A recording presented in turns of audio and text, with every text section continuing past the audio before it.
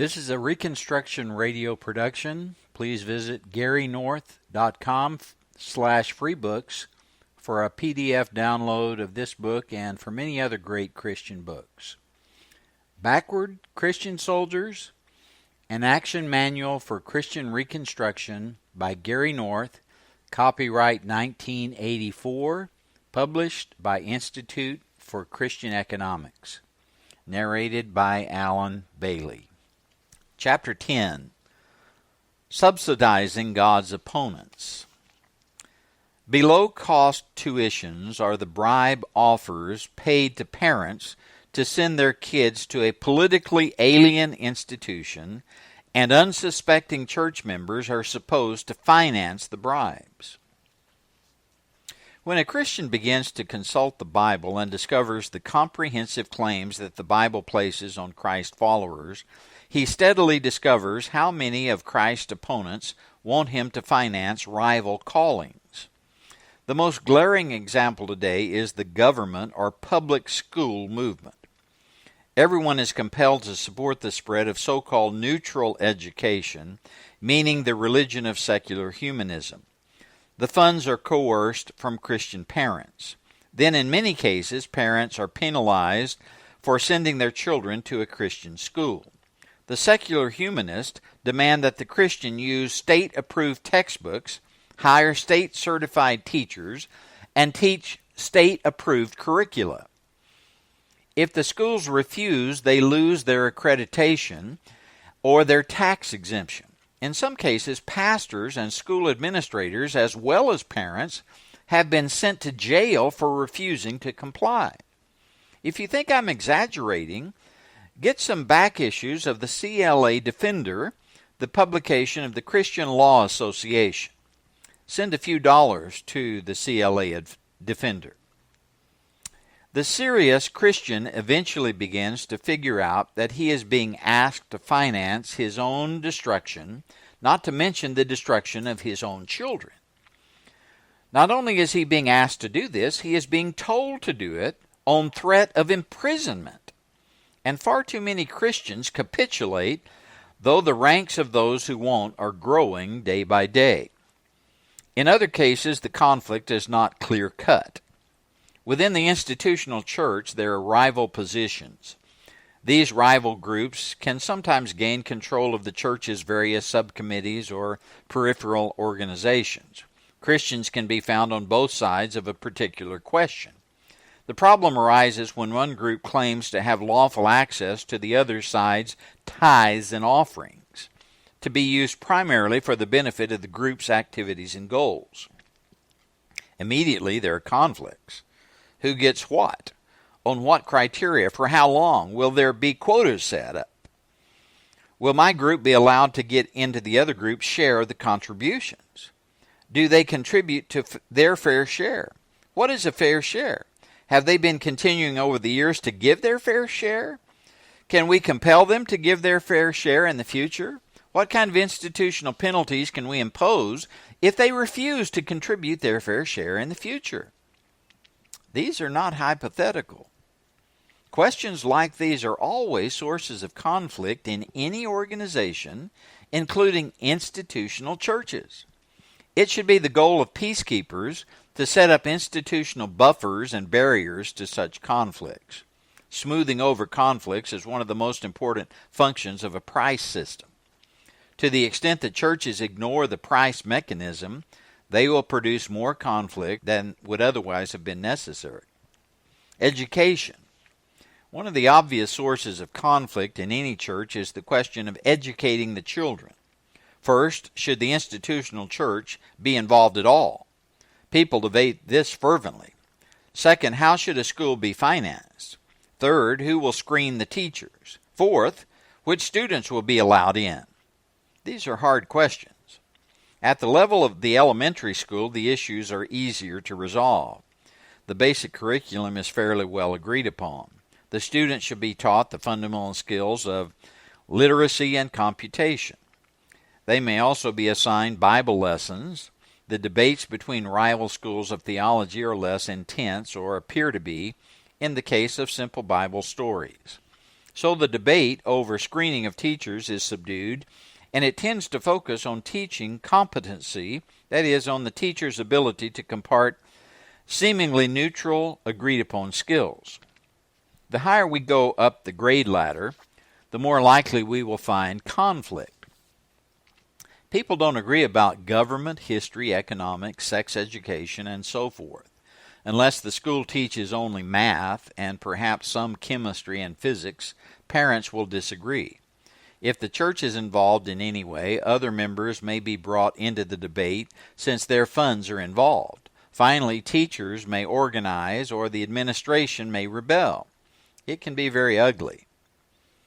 The easiest, least wasteful way to solve this kind of conflict is to separate the school from the church, while simultaneously adopting the policy of charging full-cost tuitions. If the church or churches want to get involved in a particular school, it will be possible only indirectly through financing scholarships for deserving children or families. The church can choose not to permit its scholarship funds to be spent in a particular local school if the conflict between church and school is great enough. But the price system tends to resolve the conflict most efficiently. Anyone who doesn't like the educational product needn't pay. He can shop around. Christ's institutional monopoly, the church, need not become tyrannical in areas like curriculum policy or teacher screening. Unfortunately, church officers in the 20th century have not been trained to think in such terms. The question of full-cost tuitions is not a chapter in a denomination's handbook for deacons, especially since the denominations do not have handbooks for deacons. So churches rush in where private entrepreneurs fear to tread, and the result is conflict. Higher education. If the conflict over curricula is heavy at the high school level, consider the problems of the college. I do not mention universities since I am aware of no denomination-sponsored Protestant or Reformed university. The faculties are hired for many reasons, but pleasing parents is low on the list, if it is on the list at all. They are hired because someone has earned a Ph.D. at some secular atheist university, or because the administration wants people of a particular political philosophy, generally a philosophy not shared by the rank and file of the denomination's laymen, or because a department chairman wants a colleague who shares his ideological outlook. But conforming faculty philosophies to the outlook of the bulk of the school's financial supporters is not, by any stretch of the imagination, anything that a college administration intends to do. In a market situation, the seller of a service must conform himself to the demands of the buyers. If he fails to do this, he goes bankrupt. But the academic world has a shield against this pressure from the unwashed, tax-exempt status.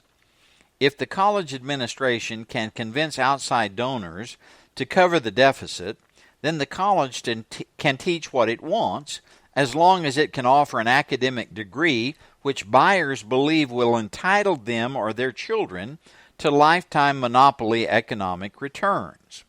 Max Weber, the great German social scientist, was correct when he observed over 60 years ago, when we hear from all sides the demand for an introduction of regular curricula and special examinations, the reason behind it is, of course, not a suddenly awakened thirst for education, but the desire for restricting the supply of those positions and their monopolization by the owner of educational certificates. What parents really want for their children is money, other things being equal. They want a white-collar union card. But who will pay the freight? Rich alumni, if the school is an older one, or a very prestigious Ivy League school. The federal government, if the administration is willing, as too many of them are, to compromise their morals and their theology and beg for other people's confiscated tax money. Besides all they have to give up is the right to mention God or the Bible in the buildings constructed with federal dollars. The small price to pay if you're an administrator. Better a new gym and no prayers than no gym and the right to mention the name of God. First things first, you know. The Christian colleges have another source of funds, the denomination.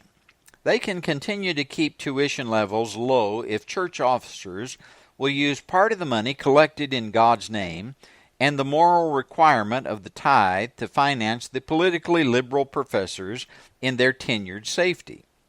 Then the steady indoctrination of the students can continue, all financed by parents and church members who do not share either the political outlook or the tenured safety of the college's faculty members.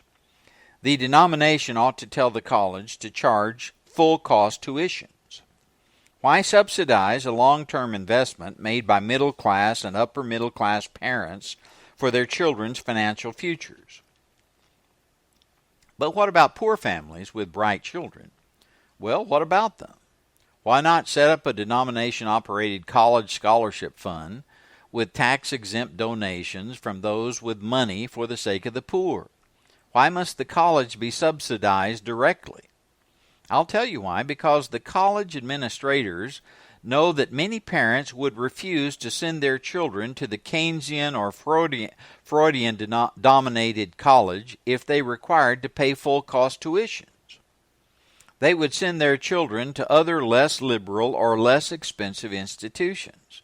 The college administrators know that below-cost tuitions are the means of buying parental loyalty, even though the parents know that the children will be compelled to run through the gauntlets of political liberalism in the social science and humanities departments. Below-cost tuitions are the bribe offers paid to parents to send their kids to a politically alien institution, and unsuspecting church members are supposed to finance the bribes. That way the college's administrators can avoid having to staff the faculties in terms of what parents would really want if they had to pay the full cost of educating their children. All the college administrators have to do is to convince a handful of church officials to finance the deficit of the college rather than set up a church scholarship program where students could take their scholarships to competing colleges. Perish the horrifying thought. So the silent laymen continue to finance the tenured political liberals in their positions of safety from parental demands. Conclusion. Is your church playing this game? If so, what do you think you can do to remedy the situation? And when? And if your denomination is financing another denomination's liberal-dominated faculty, then you had better make some changes soon.